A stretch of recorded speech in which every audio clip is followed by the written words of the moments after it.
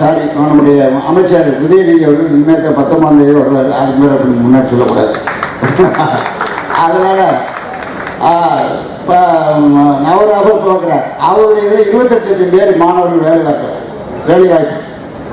ஆக இந்தியாவில் தொழில்துறையில் தமிழ்நாடு முன்னணி மாநிலமாக இருக்கிறது. நம்முடைய முதலமைச்சர் 27ஆம் தேதி போகிறார். போய் அங்கே இருக்க தொழில் முதலீட்டாளர்களை சந்தித்து நிறைய தொழிற்சாலைகள் வரப்போகுது, வேலைக்கு வராங்க. அதே மாதிரி நம்முடைய ராமநாதபுரம் மாவட்டம், ஒரு காலத்தில் ராமநாதபுரம் மாவட்டம்னா பனிஷ்மெண்ட் ஏரியா வரமாட்டோம் அப்படின்னு சொன்னாங்க. இப்போ அப்படி இல்லை. நான் வரேன் நம்ம கலெக்டர் கேட்டாலே தெரியும் வர்றாங்க. 2818 கோடி ரூபாய் சொல்லாமல் கொடுத்த தம்முடைய தலைவர் குடிநீருக்காக. எல்லாரும் துதிபாடிகள். அவங்க நாடாளுமன்றத்திலேயே போய் தமிழக மக்கள் பிரச்சனையை பேசாம அண்ணா வாழ்க, கருணாநிதி வாழ்க, மு.க. ஸ்டாலின் வாழ்க, உதயநிதி ஸ்டாலின் வாழ்க, அதுக்கு அடுத்தது இன்பநிதி வாழ்கன்னு கூட சொல்லுவாங்க. அது கொத்தடிமைகளின் கூடாரம் என்பதற்கு இது ஒரு உதாரணம். உதயநிதி அவர்கள் இப்பவே அவர் சர்வ வல்லமை பொருந்திய அமைச்சராகத்தான் இருக்கிறாரு. அதனால அவர்களுடைய வாரிசு அரசியல் அதை அவங்க ஏற்றுக்கிறாங்க.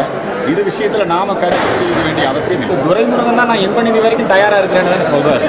அதனால அவங்க கட்சியில ஏத்துக்கிறாங்க. பெரிய சுயமரியாதை இயக்கம்னு பேரு அவங்களுக்கு. அவங்க சுயமரியாதையெல்லாம் காலில் விழுகிற கலாச்சாரம் என்னங்க, உதயநிதி துதிபாடுகின்ற கலாச்சாரம், உதயநிதி வீட்டு மனைவி அந்த அம்மா காலில் விழுகிற கலாச்சாரம், இதுதான் திமுகவுடைய சுயமரியாதை கலாச்சாரம். அதை பற்றி நாம பேசுறது என்ன மோசமாக இருக்கிறது. மக்கள் அச்சத்துடன் நடமாடுகிறார்கள். எந்த நேரத்தில் என்ன வேணா நடக்கலாம். டெய்லி நீங்கள் பேப்பர் பார்க்குறீங்க, தினசரி கொலை கொள்ளை இந்த சம்பவங்கள் நடைபெற்று கொண்டிருக்கிறது.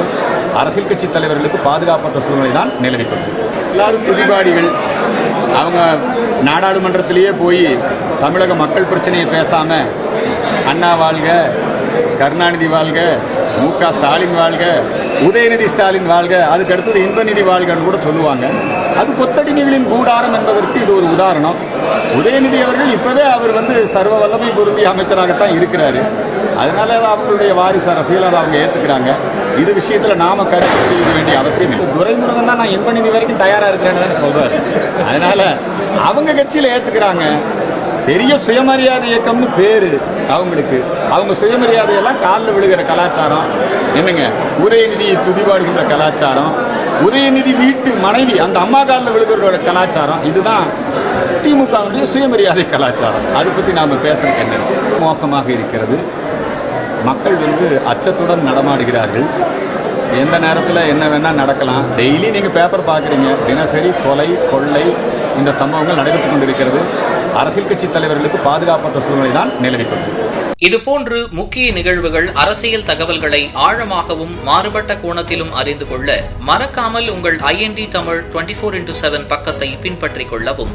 உங்கள் ஒவ்வொரு ஆதரவும் இதுபோன்று பல நிகழ்வுகளின் பின்னணியை அறிய உதவும்.